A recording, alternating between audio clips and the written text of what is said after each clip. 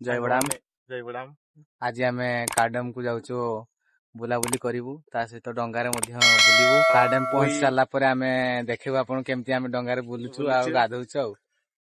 Hello guys, good morning. ଆମେ କାର୍ଡେମ୍ ପାଇଁ ଏବେ ବାହାରିଛୁ। ଆଜି ଟିକେ କାର୍ଡେମ୍ ବୁଲାବୁଲି ଯିବା, ତା ସହିତ ସେଠି ଗାଧେଇବା। ଆଉ ସେଠି ଆମର ପୂର୍ବ ପୁରୁଷ ମାନେ ସେଠି ରହିଥିଲେ ନା, ଦେଖିବା ଆମ ଛୋଟ ଯାହାଟେ। ଆପଣ ମାନେ ଯଦି ଆସନ୍ତି ଉତ୍ତରା ପଟେ ତାହେଲେ ଏଇ ନଦୀଟା ଛକରୁ ଆପଣଙ୍କୁ ବାଁକୁ ଯିବାକୁ ପଡିବ। ଏଇ ହଉଛି ଆମ ଛକ, ଦେଖନ୍ତୁ ନଦୀଟା ଛକ। ଏଇ ହଉଛି ମେଘାସ କଲେଜ ପୁଣି ଆଗରେ ପଡିବ। ଇଏ ହଉଛି ଆମ ଜଗନ୍ନାଥ ମନ୍ଦିର। ଏଇ ରାସ୍ତା ଦେଇକି ଆମେ ଯାଉଛୁ। ଆପଣ ମାନେ ବି ଆସିଲେ ବାଟରେ ଦେଖିବାକୁ ମିଳିବ। ଏଇଭଳି ବୁଲା ଆମ ଇଏ ମେଗାସନ କଲେଜ ପୁଣି ବାଟରେ ଦେଖିବାକୁ ମିଳିବ ଆପଣ ମାନଙ୍କୁ।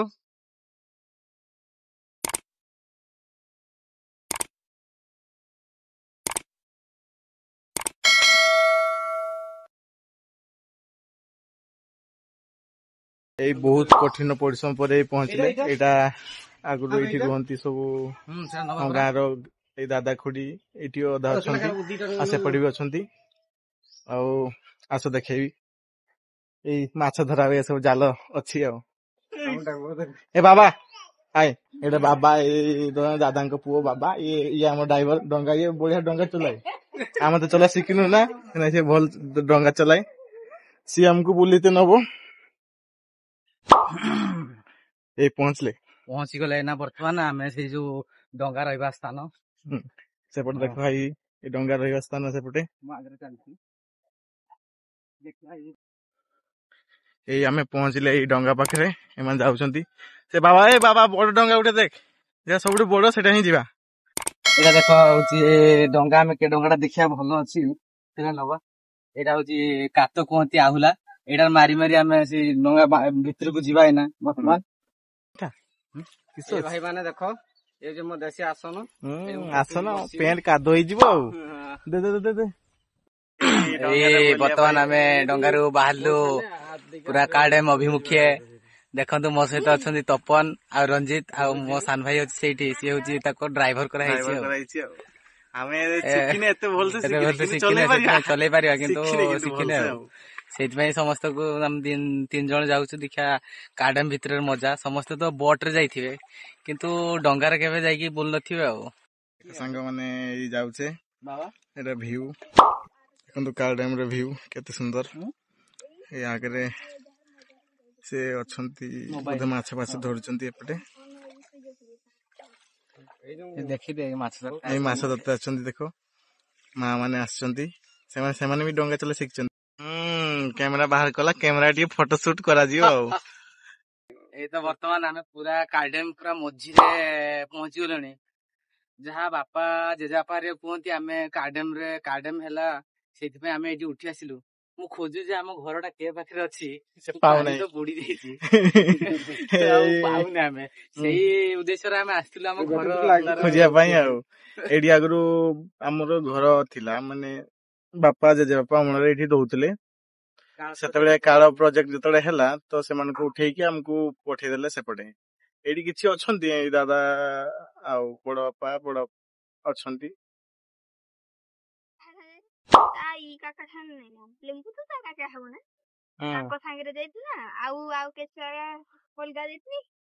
ଦେଖ ଭାଇ ମାନେ, ତମେ ଆସିଥିବ କାର୍ଡେମ୍ ବୁଲିବା ପାଇଁ, କିନ୍ତୁ ତମେ ଦୂରରୁ ଏଇ ତାଳ ଗଛ ଯାକ ଦେଖିଥିବ, ଡିପୁଟା।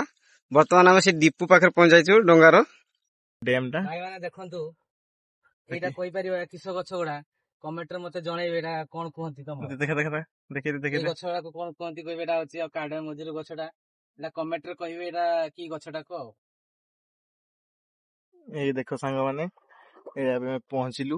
ଏବେ ସେଇ ୟାର ଚାରି ପାଖେ ରାଉଣ୍ଡ ମାରିଆ। ଦେଖ ସାଙ୍ଗମାନେ, ମୁଁ ଡଙ୍ଗା ମଝିରେ ଛିଡା ହେଇଛି, ଆଉ ଡ୍ୟାମ ମଝିରେ ବି ଛିଡା ହେଇଛି, ଆଉ ଡଙ୍ଗା ମଝିରେ ବି ମୁଁ ଛିଡା ହେଇଛି। ସାଇଡରେ, ଏଇ ସାଇଡରେ ବସିଛି ଆମର ଉଦିତ ବାବୁ, ଆଉ ଏଇଠି ହଉଛି ଆମ ଡାଇରେକ୍ଟର ରଞ୍ଜିତ କୁମାର, ତା ସାଙ୍ଗର ସାନ ଭାଇଟା ପାଇଲଟ, ଛୋଟା ପାଇଲଟ। ଆଉ ଲାଜ ହେଇଯାଉଛି ଟିକେ କହିଲା ବେଳକୁ। ସିଏ ନ ଆସିଥିଲେ ହୁଏତ ଆମେ ଆଜି ଦେଖି ପାରିନଥାନ୍ତେ, ବୁଲି ବି ପାରିନଥାନ୍ତେ। ଆମେ ତ ଶିଖିନି ମାନେ, ନହେଲେ ଡଙ୍ଗା ନେଇକି ଏକା ବି ଆସିଥିଲେ ଆମେ ଏଠି ଘୁରି ବୁଲିଥାନ୍ତେ, ଘରକୁ ଯିବାର ଉପାୟ ବି ଆମର ହେଇନଥାନ୍ତା। ଦେଖାଯାଉ, ବୁଲାବୁଲି ହେଇଛି, ଭଲ ଲାଗୁଛି ଟିକେ।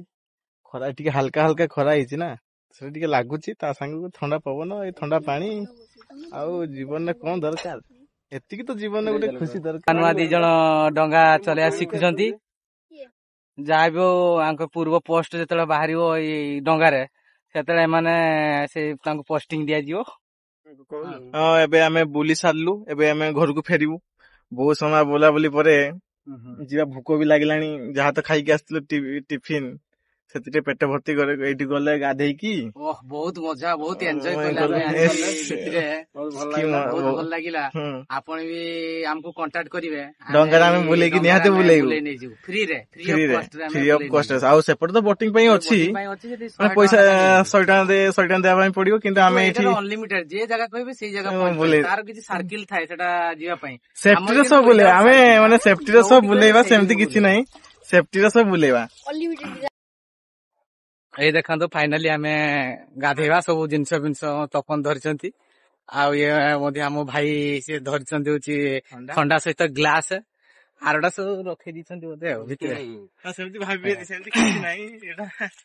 ଗାଧେଇବା ଆଜି ମନ ଭରିକି ଗାଧେଇବା। ବହୁତ ଦିନ ପରେ ଆମ କଲେଜ ବେଳର ସାଙ୍ଗ, ଏଟା ତାଙ୍କ ବନ୍ଧ କହିଲେ ଚଳେ ହେଲା।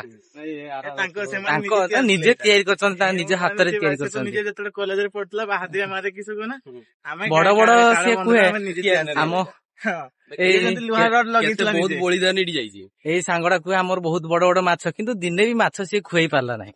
କୁହେ ଖାଲି ଏଡେ ବଡ ବଡ ମାଛ ଧରୁ, ଏତି ବଡ ବଡ ମାଛ ଧରୁ, କିନ୍ତୁ ଦିନେ ବି ମାଛ ଖୁଆଇ ପାରିଲା।